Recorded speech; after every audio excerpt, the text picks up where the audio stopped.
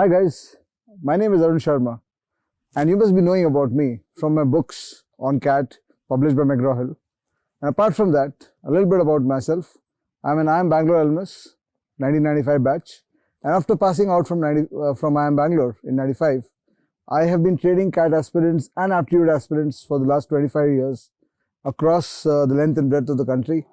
And now I'm also an educator on Academy Plus. And in this short interaction, I'm going to talk to you or give you answers to some of the most Googled questions.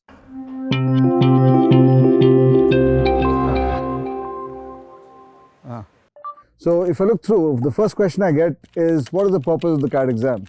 So as you must be knowing, the CAT exam is the entrance test, or the common admission test, is the entrance test for the IIMs. So you crack the CAT, you get into the IIMs, and you get to the top B schools across the country, not just the IIMs, and that's the reason you take the CAT. The next question that comes up is how CAT is different from other entrance exams. So again, the difference comes from two dimensions. One dimension of the difference is in terms of what it takes you to. So as I said, the CAT takes you to the IIMs. But the other dimension of the difference is that being an aptitude exam, it's very different from all other aptitude tests, because it's a real test of your intelligence and the depth of your understanding of logical concepts. So that is where CAT preparation starts taking a completely different hue versus other exams that you might prepare of a similar ilk. So the next question that is often asked about the CAT is eligibility criteria. And that's not too hard to find. The eligibility criteria is, of course, graduation with a 50% minimum score in that. And the next question, of course, is how much time did you spend in a day in studies? And that's something where I'd like to tell you that, and this is very important from the CAT viewpoint, because you must be knowing that I've cracked the CAT 19 times, cleared it 19 times. And right through my school and college, there is absolutely no indication that I had any brilliance in my studies. So I don't think any of my teachers ever remember me, any of my, or I created any academic history during my growing up, or years during my academic years. And maybe the first time I actually did something of note academically was cracking the CAT. And this is something which is very important for a lot of you who might not have been so good at academics, and hence are not hoping to get to the IIMs. So please remember, this is an important aspect for you. So exam format, the next question is about the exam format and sections and marks division. So if you look at the exam format, it's a three section exam. Quantitative aptitude is one section, verbal ability and reading comprehension another section that tests your ability at English, understanding and comprehension basically, and logical reasoning and data interpretation, which is a big headache for a lot of CAT aspirants, is the third section. And you have a 300 mark exam divided in 100 marks on each of the three sections, and you need to do well at all three to crack or to clear this exam. How many times have I taken? Can one take the CAT? How many times can one take the CAT? That's again if you look at me, I've taken it 19 times, so there's absolutely no restriction on it. There's no age limit. The only thing is that you can only start, or you're only eligible in your final year of graduation, pending your selection or your clearing your graduation exams. So the next question is, what will be your advice to the present batch of students? Well, the advice is very simple. During your prep process, during your last 5-6 months of your prep process, you have to make sure that the way you prepare should be something that, forget the result. It should be something about a fact or about a preparation process which you're proud of 10 years from now. Because see, I often tell this to my students that during our school and college, right through our school and college, people have been talking about telling us ki beta achhe se padho, study well, and this has been a constant theme. And right through school, when you're in junior school, middle school, high school, the end of the tunnel is very far away. I study well in class 8. What do I get? Not much, right? But when you come to this point, where in 6 months' time, you clear this test, you clear this exam, and you are suddenly catapulted into the best institution of the country, and one shot, you get into IIM A, B, C perhaps, and your entire mediocrity of your education is gone in one shot. What better way to do it? When I reached Bangalore during my, at the end of my education, at the age of 21, after that people stopped asking me, ki, Bhaiya, college mein kya kiya, school mein kya kiya? People just stopped asking me that completely. And people just assumed that I must have been a brilliant student, which now you know I was not, right through school and college. Hence, I don't think you should lack motivation when you're doing this. Give it your best shot. That's my only advice. Give it your best shot. It's a very simple exam to crack. And that brings me to the next question actually. This question is asking me, how would you rate your memory? And as I told you, I was a bad student, so my memory would obviously be bad. But fortunately for me, the CAT does not require memory. The CAT is about an exam which requires you to react to situations. And if you can train that, you can actually make it big in this exam. So a serious question now, what is the CAT score required for admission to the IIMs? Now CAT, as you know, score-wise they give you percentiles, but I always tell my students and people who care to listen to me that do not focus on percentiles, focus on your CAT score. And that's also the answer to this question. What is the CAT score required for admission to the IIMs? You try to target the best possible score for yourself. So there's 300 mark exam, as you know. If you get a 150 plus score, you'll get a 99 percentile. And depending on your profile and your background, you should get good calls the moment you start hitting 98, 99, 99.5 percentile. So 150 plus is normally always 99 percentile. So get to 150 plus, you get a 99 percentile. Get to 180 plus, you get a 99.7, 99.8 percentile. Get to 200 plus, you'll go to the 99.9 percentile plus. You hit the 225s, 230s, you'll be at levels like mine, where I scored 99.99 in CAT 18 and so on. And that related question to this that comes up is, does getting a 99 percentile in CAT guarantee your seat in IIM ABC? No, it does not. CAT is one of the segments or one of the things that will be weighed in when they select you for IIM ABC. So your overall educational profile, your background, your work experience, if any, etc., and your personality are going to matter. A 99 percentile in CAT might just get you a call or might not even get you a call for the ABC, depending on your profile again. So you will need to look at what kind of scores your profile needs if you are targeting an ABC, right?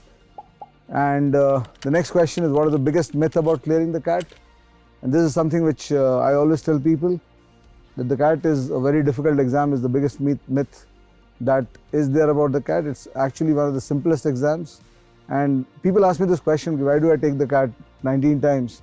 And one of the reasons I take it is to show people the belief that it's such a simple exam, and if I can do this with my left hand, with my eyes closed, why can't you do it? And in fact, an inspiring story here, and this is about a student of mine who was a disabled candidate. And if you are disabled, you need around 85 to 90 percentile in the CAT to crack the CAT and to get into the IIMs. And this guy, just because he was disabled, he did not accept mediocrity in his CAT score, and he scored a 99.73 percentile in the CAT. He scored that year. He scored a score of 203 out of 300. And the reason I'm telling you about him is, you know, the disability he had. His disability was he was blind. So if a blind person, imagine how blind person will solve a DI set where you have to see. So if you're blind, you're allowed to check, you're allowed a reader with you. But how do you solve a DI set where you can't see the graph, somebody is describing it to you, and still score 203? And that's one of the reasons why I tell people, if you actually go after it and you give it your best shot, anything is possible. Don't rule yourself out beforehand. So this, I think, is the biggest myth about clearing the CAT. It's a tough exam.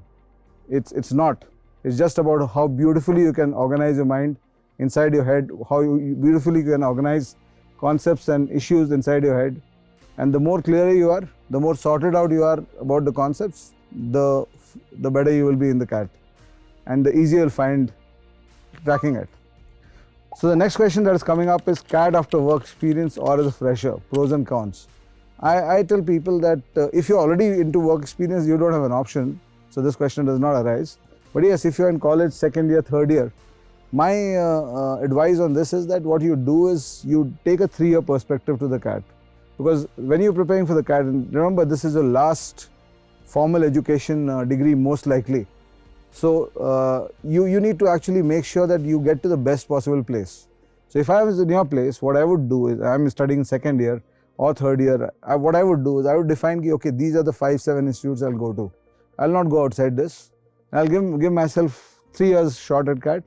In case I don't get during my graduation year, I'll give it 2 more years, and during that time I'll work and give my best shot during this time, because I'm not going to accept a second class education for my last degree. That's how I tell people to take it. If during that time, if you get through during your graduation, fine. If you don't, you can continue preparing and keep working and get through a year or two into your work X. So next question is about me. You're a new addition to the crayon box. What color would you be and why? Maybe I'm wearing a black shirt, but I would be blue, I guess. That's my favorite color. The sky is blue always, and that's the most beautiful color of the sky, which is why I would prefer to be a very bright blue, I guess. Engineers are preferred in CAT, fact or myth. In fact, now the biggest story is that engineers are, it's much more difficult to get into IIMs than by being an engineer than by being a non-engineer. A commerce graduate or a BBA graduate has much more chances now of getting in because of the diversity that the IIMs has brought in. So there's a diversity quotient in the IIMs. What they do is that they only take a certain number of people from each stream, and they call a certain number of people from each stream. So if you look at what's been happening in the last few years, the engineers always score higher in CAT, maybe because their quant skills are better or whatever it is. There should be no reason for that. I mean, I can tell you from my experience that nothing I learned in my engineering was better, helped me inside the CAT per se. But it's just that maybe my quant thoughts were organized better. That was the only advantage I had, maybe because of engineering. But as I tell my students and my readers, that quants is something that you can resolve in your mind in 4 to 6 months if you really want to. So this is not a fact, it's actually the opposite. Engineers are no longer preferred. If you're a girl and you are a non-engineer, you'll have the best diversity profile required to get in the IIMs. CAT preparation with or without coaching, how to decide? Well, that depends. If you don't have enough time to resolve all the processes on your own, and CAT prep now has become very, very specialized. So in that sense, I typically tell people that you should take some advice, some serious advisory from top people, but don't join a CAT coaching for the sake of joining a coaching, but do look at the kind of people who are teaching you, what kind of experience they have, and what kind of training experience they have, not just ability to solve them themselves. But I might be a very good solver myself, but I might not be able to tell you things well. So if you have that combination, that's the best, and then you should try to take that coaching because it'll help you. So for example, in my courses or in my classes, I tell people how to move from 150 to 180 or 180 to 220, or even from 100 to 130 or from 70 to 100, because that training experience of 25 plus years gives me that rare perspective. What should a person who's getting 40 marks out of 300 do? And also, what should a person who's getting 180 marks out of 300 do? What should he prepare? So that way coaching might help you. Is a gap in employment acceptable for MBA interviews? Yes, it is. I can tell you a story of a friend of mine at IIM Bangalore who had a 3-year break, 2 to 3 year break, I'm not sure how much, but he was in the Himalayas during that time. He had taken a break from his job and he was roaming around the Himalayas, apparently quote unquote trying to find himself and reading books during that time, right? So it does not matter. The only logic is when you go to an interview, an MBA interview, an IIM interview, you just have to make sure that you should be able to justify to yourself what you are doing. If you can justify to yourself, that you are reading books and doing courses and whatever and traveling during this time, great, no issues. Intelligence or hard work? That's the next question. What helps in cracking CAT? So hard work with intelligence is the answer. It can't be either this or that. You might be very intelligent, but if you don't work hard, it's all going to go to waste. And this is a general life principle. Being intelligent, being skilled does not allow a Roger Federer to go less into his practice, and it does not allow Virat Kohli to go to the nets less. So please remember this. A lot of us have this feeling that I am more intelligent than others and hence I can do less. So if you have that gift of being intelligent, Please make sure that you are diligent and focused on your work. You will do wonders in your life.